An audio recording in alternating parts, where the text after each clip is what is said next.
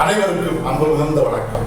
செல்வராமாயணம் என்னும் இலக்கண பாடல்களும் இலக்கிய சுவையும் கொண்ட புதிய ராமாயண காவியத்தை புனைய வைத்த என் இறைவன் ராமனை நன்றியுடன் வணங்கி மகிழ்கிறேன்.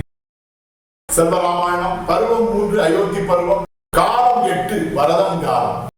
உமது நெஞ்சம் பேணும் அன்பை அணியும் என் மனம், இப்பணியை நீவிர் செய்தால் மகிழ்ச்சி அடையும் என சத்துருக்கன் பரதனிடம் கூறுதல். பாடல் எண் 971. உரிய நீதி என்றம்மை உயர் தவத்தோர் பணித்தாலும் பெரியோய் நின் நன்னெஞ்சம் பேணும் அன்பை அணியும் மனம், அரியோய் இப்பணி செய்தால் அற இன்பக் கனியரும் புரிவீரே அதனாலே புரிவீர் உம் பணி என்றார். இதுவே 971வது பாடல். இந்த பாடலுக்கான விளக்கத்தை காண்போம். உரிய நீதி என்றம்மை உயர் தவத்தோர் பணித்தாலும் என்ற முதல் வரிக்கான விளக்கம்.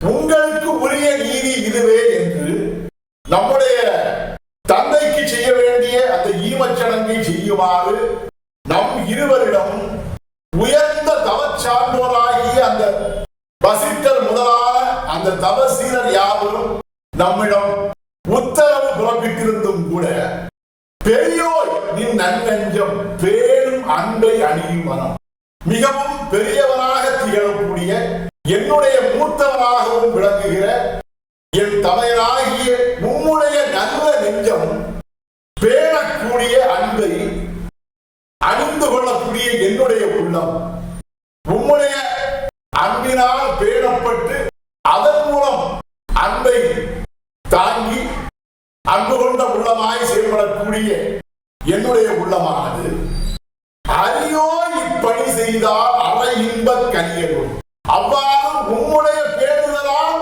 எனக்கு அன்பு கிடைத்திருக்கிறது. என்னுடன் இருக்கக்கூடிய அன்பு உன்னுடைய அன்பு, ஏனென்றால் உம்முடைய பேணுதலின் மூலமாக அந்த அன்பு எனக்கு கிடைத்தது. அவ்வாறு உம்முடைய அன்பையே என்னுடைய உள்ளம் தாங்கி இருக்கிறது. அத்தகைய பெரும் அன்பை எனக்கு வழங்கிய அரியவனாகிய என் தமையனாகிய நீர் இப்பணி செய்தார், நம் தந்தைக்கு செய்ய வேண்டிய அந்த ஈமச்சடங்கு என்கிற அந்த பணியை செய்தால் அற இன்பக் கனியரும், அறக்கனி என்கிற அறம் மிகுந்த அந்த இன்பக் கனியை என்னுடைய உள்ளம் விளைவிக்கும். புரிவீரே அதனாலே புரிவீர் உன் பணி என்றார்.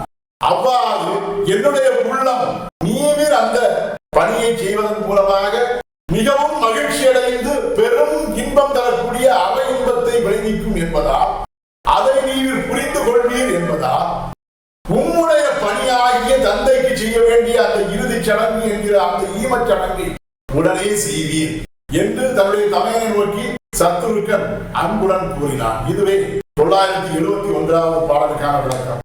செல்வராமாயணத்தின் 972வது பாடல் மற்றும் அதன் விளக்கம் ஆகியவற்றை அடுத்த பகுதியில் காண்போம். இறையருளால் அடியே இயற்றிய நல்லதோர் இலக்கியத்தையே செல்வராமாயண காவியமாக உங்கள் முன் தொடர்ந்து வழங்கி வருகிறேன். உங்கள் அன்பையும் ஆதரவையும் தொடர்ந்து தந்து இந்த புதிய ராமாயண காவியத்தை அனைவரிடத்திலும் கொண்டு சேர்க்குமாறு உங்களை அன்போடு கேட்டுக்கொள்கிறேன். அனைவருக்கும் நன்றி, வணக்கம்.